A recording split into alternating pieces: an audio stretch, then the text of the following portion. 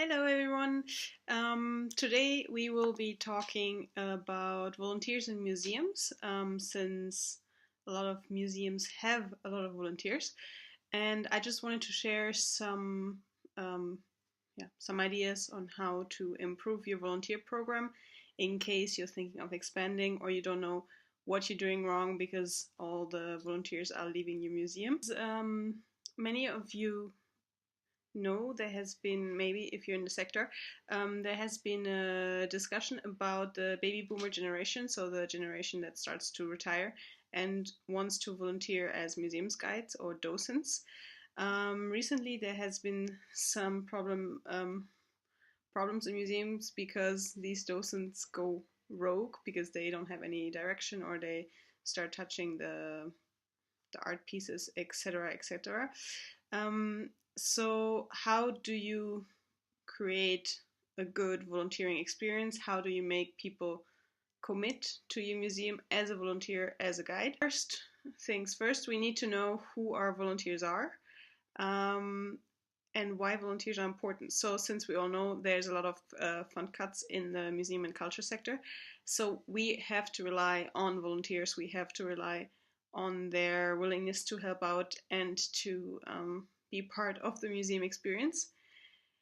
They also are important because they enhance the capacity of the museum to offer new services and to to make innovating projects. So, for example, if you're thinking of making a project that just costs too much money, maybe think about getting in touch with your volunteers and trying to find a solution where they could maybe get something out of it and where they could help you realize that project. And then they are, of course, also direct link to the community, and they act as the advocates for visitors. So they will bring their families, those will maybe tell their friends and families, etc., etc. So you better treat them, like, you have to treat them well, and you have to give them an experience that is convincing, so they bring more people in. There was research that was founded on, these are things founded on the evidence found by Goodland and MacIver. No, so the question is to understand what we can do better in the sense of keeping them there. Why do they come? So for most volunteers that are in the museum sector, volunteering is a more serious leisure activity, and we should not work. They're not there to work or gain a work experience, but because they want to learn, because it is an enjoyment and a recreation opportunity. So what happens is that a lot of people come because they want to learn and they want a community. So what happens is that we as museums should not see them as free workers, but as basically audience of visitors that are constantly there. And that is how we should treat them. So what can we do better? Since most of the people are people that are retired in the museums, or from the professional sector, like they professionally want to go into or are in arts and culture. We also deal with a highly educated volunteering crowd, let's say. So 41%, according to a research of Sacciatello and Boyer, have a master's degree that volunteer, and 30% are at least college graduates. So we have people there that are able to learn and that really want to learn and are interested of the learning experience. So we need to enhance the learning experience. We need to provide them with continuous training, initial training.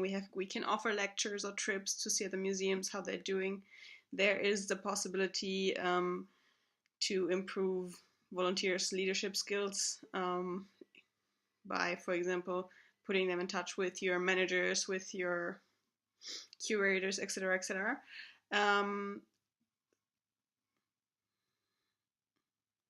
There's, for example, there's an example. For example, at the National Gallery of Canada, potential docents meet 2 times a week and specialize in different departments.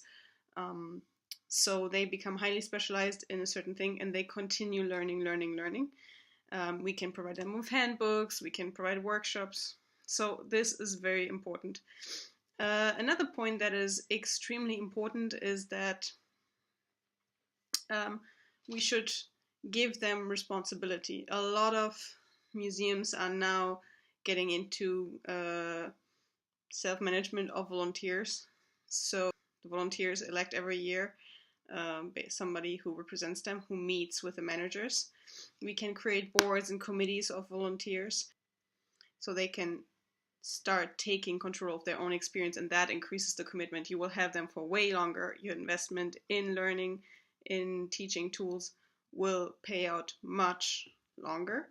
And it's a very interesting idea because that means that you will create volunteers that have high skills and continuously learn, so they can really bring something to your organization, whether it's ideas, whether it's new projects, whether it's really good communication between volunteers and managers. So an effective collaboration to get the best experience for audiences. And then there's also a third point that they found out, and that is that the community is one of the most important things why people join, why people stay. So 60% come to be a part of a community, 41% name this as the reason for their continued involvement, and 47% say that that is that is the most important part of the volunteer experience.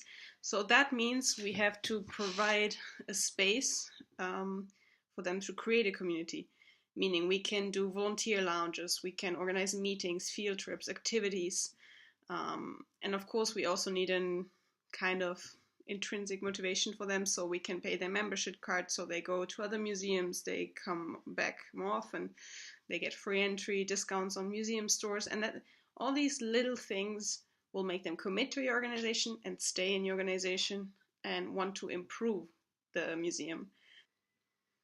Volunteers are very important, so take care of them. So to summarize, get people that are interested and motivated, create a community, create also other incentives like a museum membership card and so on, create the opportunity for them to network, recognize them, give them recognition and responsibility, stimulate their ideas and feedback so you can work with each other because they know what the audiences want in the sense that they get a direct feedback, enhance their learning experience through training, through workshops, etc. And then let them do their thing. Provide a space where they are coached and they can manage themselves. Communicate with them. That is one of the most important things. And don't treat them as workers, but as equals. These people give their time freely, and they're indispensable for museums nowadays. So I hope these things gave you a little bit of, I hope that I'll see you next time for an edition about museums and heritage management. Bye!